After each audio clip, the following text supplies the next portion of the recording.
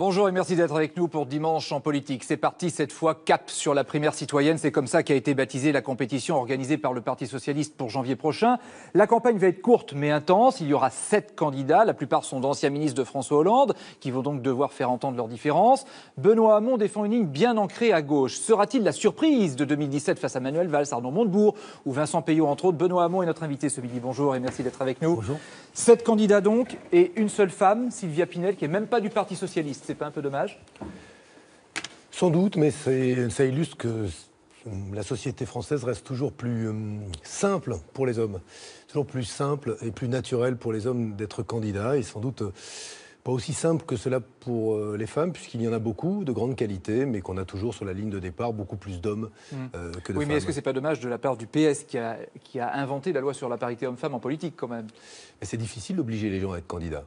La question, c'est comment favoriser ou faire en sorte qu'aujourd'hui, il y ait davantage de pluralité, de diversité dans une élection comme celle-là. Et pourquoi pas la parité, justement, dans une élection comme ça? Il aurait peut-être fallu imposer la parité? Ça voudrait dire qu'il y aurait dû avoir qu'un homme face à Sylvia Pinel. Je sais pas. Non, mais ce que je pense, c'est que si c'est une primaire, il faut que tout le monde soit libre d'être candidat, comme dans n'importe quelle élection. Mais quand c'est un scrutin majoritaire, il est difficile d'imposer la parité. La question que nous devons nous poser, c'est pourquoi encore aujourd'hui, en dépit de lois, en dépit de textes sur l'égalité, on arrive si mal à assurer finalement l'égalité effective. C'est un échec alors? Oui, il y a incontestablement une part d'échec dans le fait que la représentation de la gauche soit si masculine aujourd'hui. On va parler maintenant, et d'abord, avant de revenir sur les enjeux politiques de 2017, de la situation à Alep. Des milliers de Syriens attendent d'être évacués. L'ONU doit se prononcer sur une proposition de la France d'envoyer des observateurs internationaux pour surveiller les opérations. Le drapeau du régime syrien flotte sur Alep. Signe que Bachar el-Assad a définitivement gagné cette bataille. Les armes se sont tues pour permettre l'évacuation des dernières zones rebelles à l'est de la ville. Une foule de civils qui cherchent à monter dans les bus et un convoi qui traverse une ville en ruine. Regardez ce qu'il reste de la ville. Dans les airs, les drones russes supervisent l'opération. Au sol, des soldats de Moscou, armes à la main, escortent le convoi. Constat d'échec aux Nations Unies où le secrétaire général Ban Ki-moon parle de responsabilité collective. Le carnage en Syrie est un trou noir dans la conscience mondiale. La situation reste très confuse à Alep, où l'on ignore le nombre de civils toujours pris au piège dans les derniers quartiers encerclés par l'armée syrienne. Benoît Hamon, la France, et quand je dis la France, c'est François Hollande, a-t-il les moyens de se faire entendre, là, dans cette situation? J'espère, en tout cas je salue la décision qui a été la sienne de proposer une résolution qui encadre les conditions d'évacuation des civils d'Alep. Entre-temps, il y aura eu des milliers de morts massacrés à raison d'abord de l'absence totale d'humanité de Bachar el-Assad et de la complicité des Russes, et toutes celles et ceux qui le soutiennent aujourd'hui. Vladimir Poutine, par exemple. Vladimir Poutine. Y compris en France, quand vous dites ça, y compris ceux qui soutiennent Vladimir Poutine en France? Non, mais je pense que moi, je ne choisis pas, je ne gradue pas l'horreur entre Daesh et Bachar el-Assad. Quand on a autant de mépris pour les vies humaines, celles des femmes, des civils, des enfants, des vieillards, autant de mépris des deux côtés, à quoi voulons-nous jouer? À une sorte de concours de celui qui est le plus horrible? Non, moi je ne gradue pas. Je considère que cet homme, Bachar el-Assad, celui qui l'a aidé, sont responsables d'un des plus grands massacres des dernières années, en tout cas dans le monde, et que voilà, ils doivent être condamnés comme tels. Condamnés comme tels, ça veut dire quoi? Il faut les traduire devant la Cour de justice internationale? M. Bachar el-Assad, incontestablement, devra être traduit devant la Cour de justice internationale. Et Vladimir Poutine, est-ce qu'il faut le remettre autour de la table des négociations ou des discussions? Maintenant, la réalité, c'est quoi? Regardons les situations objectivement. Y a-t-il d'autres solutions que politiques? Non. Il n'y a pas de solution militaire là-bas, donc il faudra trouver une solution politique. Dans cette solution politique, il y aura forcément et M. Poutine et les Iraniens, et de l'autre côté, celles et ceux aujourd'hui qui veulent contribuer à ce que on sorte de ce cycle de violence et de massacre. Donc oui, il faudra discuter avec M. Poutine. La France, en tout cas, s'est placée, elle, dans la coalition internationale avec les Américains dès 2014. Est-ce que ça a été une erreur? On a fait un choix politique qui est de perdre cette capacité que nous avions à construire des ponts entre les uns et les autres. Capacité historique de la France qui a eu une présence en Syrie, qui a eu une présence au Liban. Je le regrette parce que à s'être enrôlé finalement dans un camp, pour des raisons aussi liées à nos relations privilégiées avec les monarchies sunnites du Golfe, nous avons perdu cette capacité à construire des ponts. Est-ce que c'est pas aussi depuis que la France a réintégré l'OTAN ? L'OTAN, c'est en tout cas le commandement militaire intégré de l'OTAN. On est bien d'accord. La réalité, c'est que je pense qu'aujourd'hui, la politique internationale de la France ne doit pas être fixée par l'OTAN. Est-ce qu'il faut sortir de l'OTAN ? Non, il ne faut pas sortir de l'OTAN. Mais en tout cas, il faut constater que l'OTAN n'a pas tenu ses engagements vis-à-vis de la Russie au moment où l'Union soviétique s'effondrait, qu'elle a eu une politique expansionniste qui a mis la pression sur la Russie, que le point d'orgue de cela, c'était l'Ukraine, qu'il faut donc, vis-à-vis de cela, nous prendre distance par rapport à ces choix qui ont été des choix des Américains et de ceux qui les soutenaient. Et moi, je ne me retrouve pas dans les positions de tous les pays européens qui, alliés aux États-Unis, continuent à défendre une position assez agressive de l'OTAN. Il faudra discuter avec la Russie, mais dire à la Russie qu'une puissance comme elle doit gérer avec intelligence cette puissance. Et si elle a des intérêts un peu partout, la Russie, elle ne peut pas être l'artisan du chaos, comme ça a été le cas en Syrie. Là, on a besoin d'une parole forte de la France. Il faudra que ça vienne. Ce sera l'enjeu du prochain président aussi. En tout cas, je le redis, dans la relation qui sera, moi, la mienne, avec la Russie, je n'entends pas me retrouver dans une situation où, menotté par l'OTAN, on s'empêche de construire des solutions. La fin de l'année qui approche, c'est l'occasion d'établir la liste de nos envies. C'est ce qu'on a demandé aux Français, ce qu'ils attendaient pour 2017.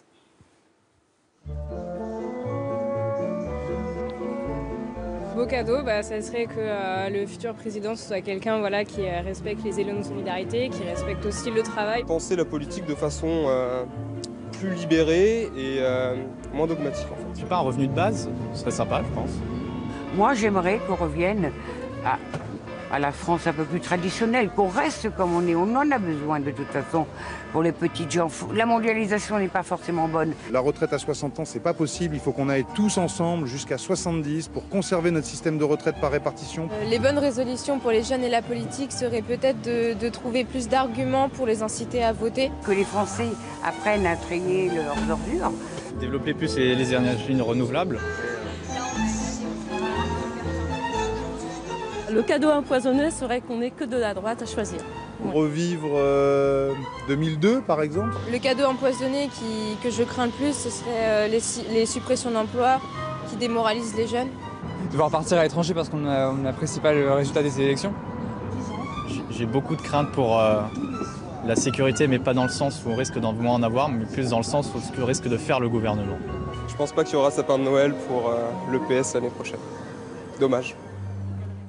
On va voir si le Père Noël passera pour le Parti socialiste un petit peu plus tard. Vous avez vu les préoccupations. Il y a notamment la retraite. Est-ce que vous défendez, vous, par exemple, le départ à la retraite à 60 ans pour tout le monde ?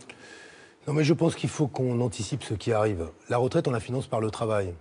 Et aujourd'hui, il y a de moins en moins de travail. Et il est probable que la révolution numérique, qui est une formidable opportunité, puisque la machine se substitue à l'homme et on a moins besoin de travail pour produire tout ce dont l'humanité a besoin, mais cette révolution numérique va nous amener encore davantage à raréfier le travail. Donc il faudra poser la question du partage du travail, comment travaille-t-on tous ? Et la retraite à 60 ans, par exemple ? Oui, mais justement. Et si on veut continuer à financer des retraites qui sont de plus en plus longues, parce que fort heureusement aujourd'hui on vit plus longtemps, avec de moins en moins de gens qui cotisent, eh bien nous n'y arriverons pas. Et nous aurons, comme l'a dit le monsieur, la retraite à 70 ans, avec donc des retraites très très courtes pour ceux qui ont travaillé le plus durement, peut-être toujours des retraites longues pour ceux qui ont été mais plus... Mais est-ce que la retraite à 60 ans est une solution ? Non, mais aujourd'hui non. Je ne pense pas qu'aujourd'hui, dans l'immédiat, ce soit de revenir à la retraite à 60 ans. C'est de penser différemment notre financement de régime de retraite. Moi, il me semble aujourd'hui qu'on doit le financer non plus en faisant cotiser ceux qui travaillent, mais en faisant cotiser tous ceux qui contribuent à créer des richesses. Les machines. Exactement. Mais par exemple, il faut taxer les ordinateurs ? Mais il faut faire en sorte que les cotisations, mais d'un mot, je vous réponds, les cotisations sociales soient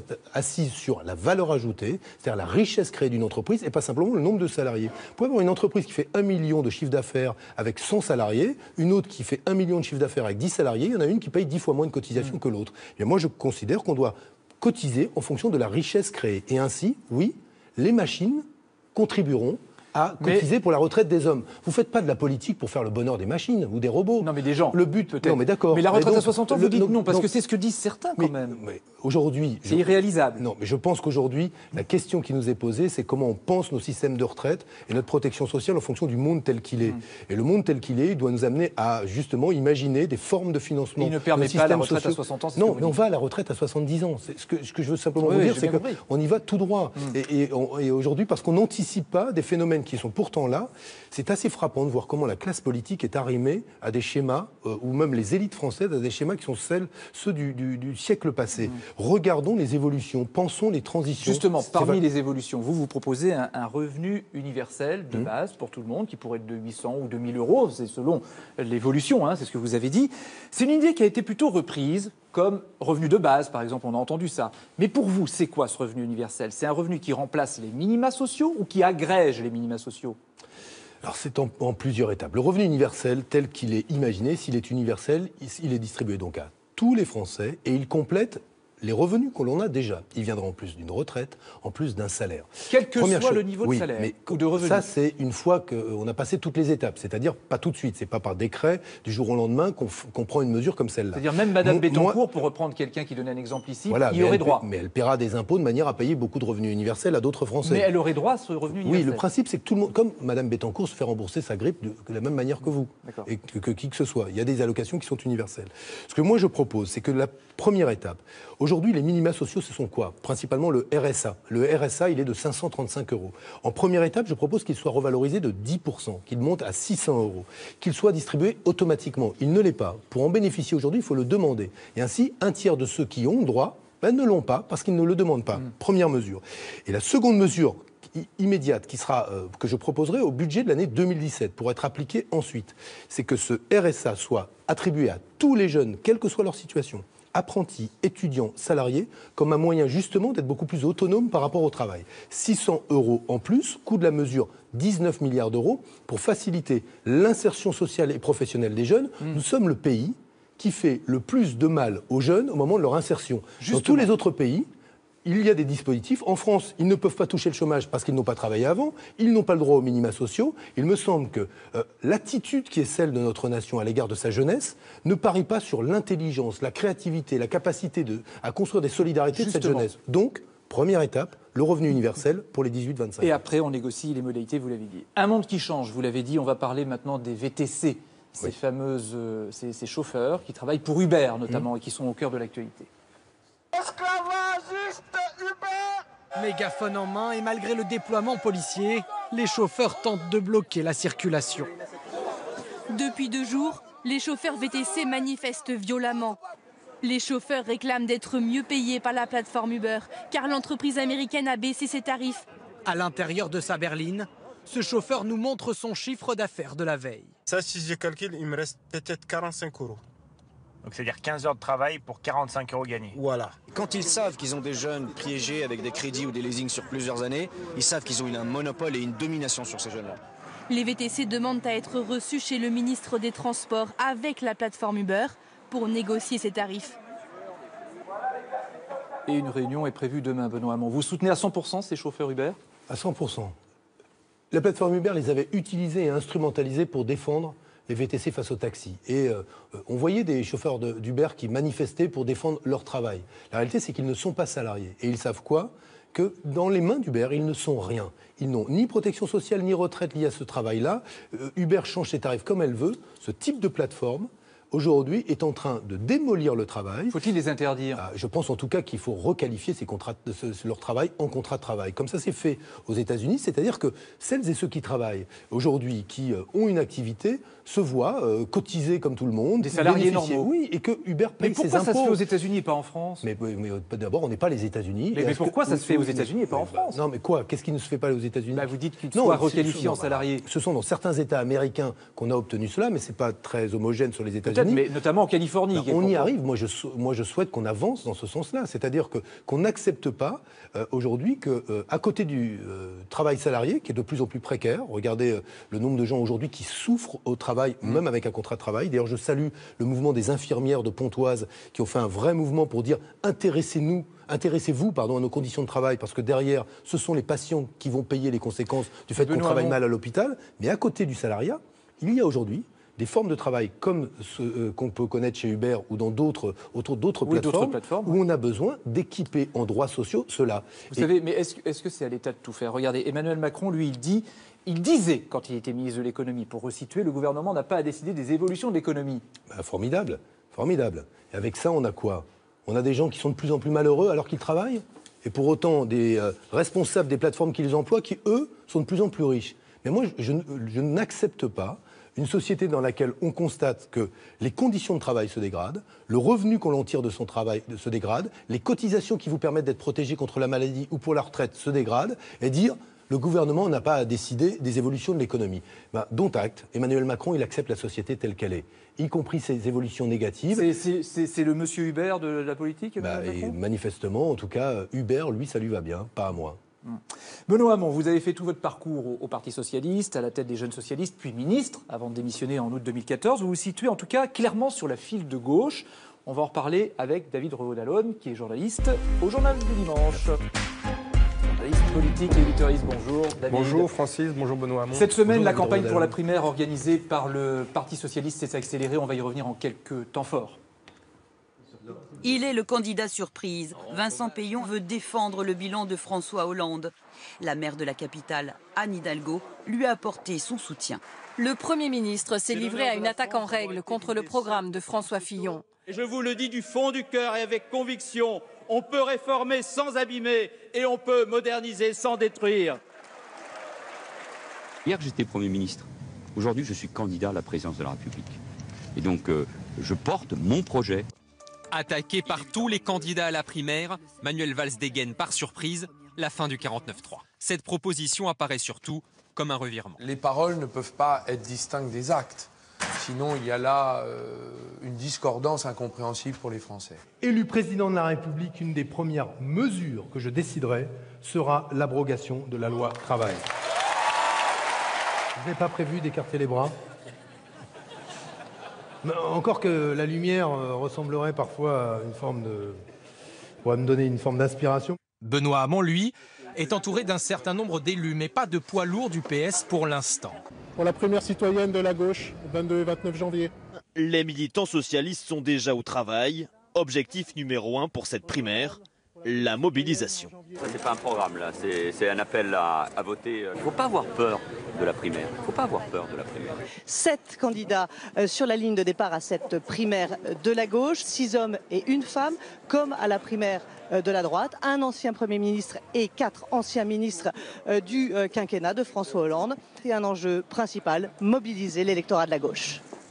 Il va falloir mobiliser et ça va aller vite, parce que c'est dans un mois, la primaire, David. Et oui, c'est parti. Le coup d'envoi a été officiellement donné hier. Vous êtes bien sûr candidat. Alors, une impression sur les derniers jours, ambiance délétère, accusation de cotisation non payée. Est-ce que ça vous choque et est-ce que ça dit que la primaire est mal partie sur ces bases-là ? Oui, j'aime pas trop quand en fait on veut faire la campagne sur autre chose que les solutions. Moi, j'essaye de m'attacher à mettre en débat des solutions. Elles plaisent ou elles déplaisent, je respecte le point de vue de ceux qui critiquent mes choix. Je respecterai les positions des uns et des autres. Il y avait quand même pas mal de boules puantes ces derniers. Oui, mais voilà, mais vous observerez que moi, Elles viennent d'où ? Ça, de ceux qui les jettent. Vous observerez. Oui, mais qui ? Mais je suis pas ni enquêteur ni journaliste. J'en sais rien. Et ça vous inquiète pour la suite des opérations, Benoît ? Je me tiens à l'écart de cela depuis le début. Est-ce que ça vous inquiète sur la physionomie des débats, de la campagne ? Tout le temps qu'on passe à essayer de se justifier d'attaques qui sont en dessous de la ceinture, on ne le passe pas à démontrer que la gauche a une utilité, qu'elle a un rôle aujourd'hui pour sortir les Français des situations de précarité dans lesquelles ils sont. Autre inquiétude, c'est celle de la participation. Selon les sondeurs, 1,5-2 millions. Est-ce que ça ne va pas forcément faire souffrir la primaire de la gauche de la comparaison avec la droite, puisqu'il y avait, je le rappelle, plus de 4 millions d'électeurs. Écoutez, on va essayer de se comparer à ce qu'on a déjà fait. Nous, en 2011, on était à plus de 2 millions. J'espère qu'on 3 millions pour le deuxième tour, d'ailleurs. J'espère qu'on atteindra ce chiffre. Ce que je dis aux Français, c'est qu'ils ont là à choisir le visage qui sera celui de la gauche pour les 10 ans à venir. C'est pas neutre. Parce que selon celui ou celle qu'ils choisiront, si c'est Manuel Valls ou moi, par exemple, la capacité à parler avec les écologistes, avec le reste de la gauche, elle est différente. Manuel Valls ou vous, ça veut dire que c'est la finale que vous envisageriez ? En tout cas, moi, je suis candidat pour l'emporter. Non, mais la finale que vous envisagez, c'est Manuel Valls et vous. Pourquoi pas, mais je dis qu'il y a là deux projets très distincts, peu importe en ce qui me concerne. Moi, ce serait un très grand honneur, je le dis aux citoyens français de gauche, de pouvoir les représenter face à François Fillon. Et je me bats pour cela, justement pas pour témoigner dans une primaire. Sur la présidentielle, tous les sondages donnent un candidat PS plutôt laminé, qui arrive dans le meilleur des cas en 4e et plus généralement en 5e position au premier tour de la présidentielle. Est-ce que vous craignez que le PS soit définitivement éliminé de la vie politique de notre pays ? Oui, je le crains s'il n'est plus en capacité de rassembler, s'il ne parle plus au cœur de la gauche. Moi, je veux faire battre à nouveau le cœur de la France, et pour commencer en faisant battre le cœur de la gauche, en parlant de la dignité au travail, en parlant de la santé. Aujourd'hui, on vit une explosion des maladies chroniques liées au fait qu'on a un cadre de vie où on respire un air vicié, on consomme des aliments parfois avec des résidus de pesticides. Tout ça a un impact sur le développement des enfants, un impact sur notre santé. Ces questions-là, mettons-les au cœur du débat. Et donc moi, je souhaite que sur ces sujets-là, on construise des solutions en commun avec le reste de la gauche. Donc s'il n'est plus en capacité d'entendre ou de porter les sujets que portent tous les autres, à gauche, oui, il peut disparaître. Alors, Manuel Valls, on en parlait, est soutenu par la plupart des poids lourds du gouvernement, beaucoup de parlementaires. Vous en avez assez peu. Est-ce que c'est un gros handicap pour vous, un avantage sérieux pour lui ? Écoutez, j'ai une trentaine de parlementaires qui me soutiennent et je m'en réjouis. C'est pour moi un grand honneur qu'ils aient fait ce choix-là. Moins que Manuel Valls. Est-ce que la clé de la primaire se joue sur le nombre de parlementaires qui vous soutiennent ? Je ne le crois pas. Et de ministres ? Et de ministres, non, pas encore moins, je ne le crois pas non plus. Je pense que c'est assez neutre dans la perception qui sera celle des électeurs au moment de voter. Je ne pense pas qu'ils votent sur un casting ou sur la lourdeur de votre besace avec vos soutiens. Donc voilà, je crois qu'ils jugeront sur la qualité de ce que l'on défend. En ce qui vous concerne, et la sincérité de la démarche. Vous avez une trentaine de parlementaires. Est-ce que vous êtes celui qui affiche le plus de députés frondeurs dans votre besace, justement ? Est-ce que vous êtes le candidat des frondeurs, Benoît Hamon ? Non, je ne le crois pas et je ne revendique pas ça non plus. Il y a là des hommes et des femmes qui ont voulu, à leur manière, exprimer ce qu'étaient leurs convictions, y compris en disant qu'ils n'étaient pas d'accord avec le gouvernement qu'ils soutenaient depuis le début. Et le président de la République, moi, d'avoir des esprits libres à mes côtés, me donne de la force aujourd'hui. Justement, sur la critique du bilan de Hollande et de ses gouvernements, est-ce qu'il n'y a pas une contradiction pour vous à effectuer cette critique après avoir passé plus de 2 ans et demi, je crois, dans ce gouvernement, dans différents postes ministériels ? D'abord, je ne dis pas que le bilan de François Hollande est indéfendable. Je suis critique sur les questions sociales, oui, mais je considère que ce procès serait injustifié s'il devait se concentrer sur les questions d'environnement ou d'éducation. Des efforts ont été faits, loi biodiversité, transition écologique. On est au milieu du gué, COP21, on est au milieu du gué, mais des choses ont été faites. Dans le domaine de l'éducation, nous avons commencé une réforme qui resterait inachevée si la droite venait au pouvoir. En revanche, sur l'économique et sociale, rien n'est à considère, oui, conserver. par exemple, quand on défiscalise les distributions d'actions gratuites et qu'en même temps on encourage la baisse du tarif des heures supplémentaires, ça veut dire qu'on organise un système qui demande plus d'impôts au travail qu'au capital. Ça, c'est pas possible. C'est injuste de faire cela. C'est la raison pour laquelle, oui, sur ces questions-là, je considère que le quinquennat est en échec. Une grande absente dans cette primaire, c'est Martine Aubry, dont vous avez souvent été proche. Vous regrettez son silence. Qu'est-ce que vous attendez d'elle ? C'est pas parce qu'elle ne parle pas aujourd'hui qu'elle ne parlera pas demain. Ça veut dire qu'elle pourrait vous soutenir, Benoît ? Alors là, je ne parlerai pas à sa place. Et mais je n'en ai aucune idée. Écoutez, être soutenu par Martine Aubry, celle qui aura laissé une loi sur la réduction du temps de travail, la CMU, la loi exclusion, qui ne le souhaiterait pas. Donc, mais aujourd'hui, je ne sais pas le choix qui sera le sien. Macron et Mélenchon ne participeront évidemment pas à cette primaire, mais est-ce que vous appelez leurs électeurs à venir voter et bien sûr à voter pour vous ? Mais bien sûr que je les appelle à voter. Mais les deux ? Et je les appelle. Pas le même... Mais on peut penser les transitions sur l'écologie comme je le fais et avoir de l'écho favorable auprès de personnes qui vont à un meeting à Versailles d'Emmanuel Macron, comme on peut penser l'abrogation de la loi travail, le retour, la lutte contre la souffrance au travail comme je le fais, et parler à des électeurs qui soutiendront Jean-Luc Mélenchon. Moi, je n'aspire pas je n'excommunie personne. Et je n'aime pas cette mécanique qui vise à toujours excommunier à gauche. Moi, je souhaite m'inscrire dans un débat qui est pour commencer la primaire, mais celui de l'élection présidentielle. L'excommunication. Oui, excommunication, bien sûr. Le PS a indiqué que les députés sortants qui envisagent de soutenir Macron n'auront pas l'investiture socialiste. Est-ce que vous soutenez cette décision? Est-ce que vous estimez qu'il faut même aller plus loin, vous envisager de les exclure? Écoutez, moi j'attends que la primaire soit terminée. Et nous verrons avec ces députés-là, et je vous le dis, l'heure n'est pas aux excommunications. Moi je ne dis pas à un parlementaire qui s'interroge, se pose des questions, j'en connais quelques-uns qui sont intéressés par la démarche d'Emmanuel Macron, je ne leur dis pas aujourd'hui, écoutez, c'en est fini, il y a des règles, etc. Oui, elles existent, ces règles, ils les connaissent, mais je veux, à cette étape, moi, penser le rassemblement et ne pas jeter l'opprobre sur qui que ce soit. Donc pas d'exclusion ni... C'est pas l'heure, en tout cas, de le faire. Nous verrons une fois, et si je suis, pour être très clair, si je suis, le 29 janvier, choisi par les électeurs de gauche, et je leur dis, ce serait un grand honneur que de l'être. La première chose que je ferai, ce sera de m'adresser à Jean-Luc Mélenchon, à Yannick Jadot, à Emmanuel Macron, pour parler au moins des conditions du rassemblement. Et je n'exclurai personne. Et des conditions législatives, par exemple. Nous en parlerons, tous ces sujets-là sont évidemment sur la table. Merci David d'être venu sur le plateau de Dimanche en politique. Merci. On en parle, on va parler de la laïcité et des crèches de Noël, c'est la saison vous allez me dire, qui est relancée cette polémique par Laurent Wauquiez, qui a installé délibérément une crèche de Noël dans les locaux du Conseil régional de Rhône-Alpes. Le Conseil d'État, vous vous souvenez, a dit oui, on peut en installer une si c'est une démarche culturelle mais pas religieuse. Est-ce qu'il ne faut pas simplement les interdire dans les lieux publics? Écoutez, moi, ça ne me choque pas qu'il y ait une crèche, dès lors qu'on ne dit pas que soudain, le lieu qui est celui de la République est devenu un lieu chrétien.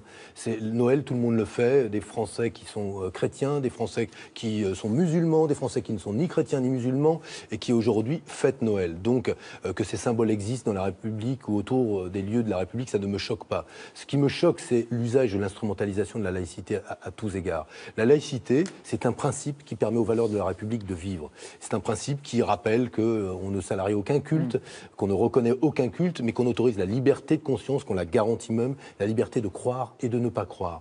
Et autour de ces principes, aujourd'hui, certains sortent des glaives pour en faire une arme contre une religion ou une autre. Moi, je considère, et je serai le garant de la laïcité telle qu'elle a été pensée en 1905, une laïcité qui visait à ce que ceux qui croient et ne croient pas puissent librement le faire, alors pour parler et en assurant la neutralité de la puissance publique et de l'État. Pour parler de l'intrusion des religions dans le débat public, mais aussi dans la vie quotidienne. Vous avez peut-être vu ce reportage à Sevran, en Seine-Saint-Denis, des femmes qui ne sont pas bienvenues dans les rues ou dans les bars. Voilà, c'est des images du reportage. Pourquoi on en est arrivé là? Est-ce que c'est l'échec d'années de politique ratée ou d'un angélisme de la gauche?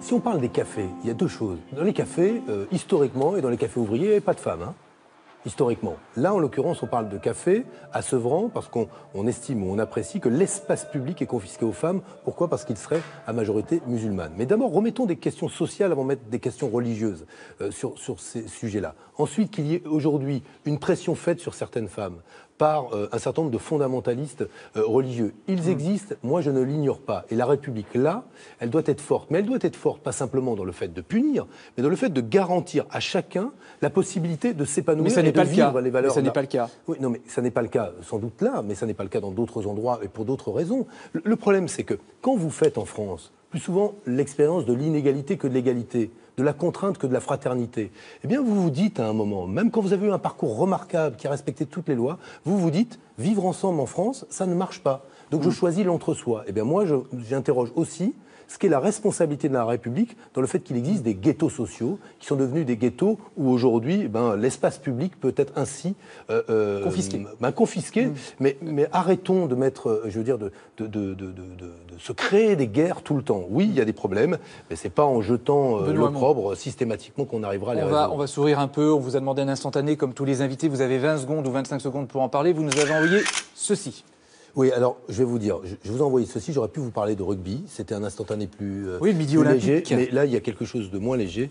Je voudrais dire que je soutiens la démarche de ceux qui demandent au président de la République de gracier Jacqueline Sauvage. Je lui écrirai, je vais changer un tout petit peu, ça n'empêche pas de parler, il y a un nouveau président à la Fédération française de rugby, c'est Bernard Laporte, ça a été un adversaire politique, mais je lui souhaite bonne chance, et je souhaite surtout que Novès nous fasse une belle équipe de France de rugby. Voilà. C'est noté. Merci Benoît Hamon d'avoir accepté notre invitation dans Dimanche en politique, à retrouver sur France Info, sur Plus et sur le compte Twitter de Dimanche en politique. Prochain rendez-vous le 8 janvier pour bien entamer 2017. Tout de suite, Catherine Batoche pour l'actualité de la mi-journée.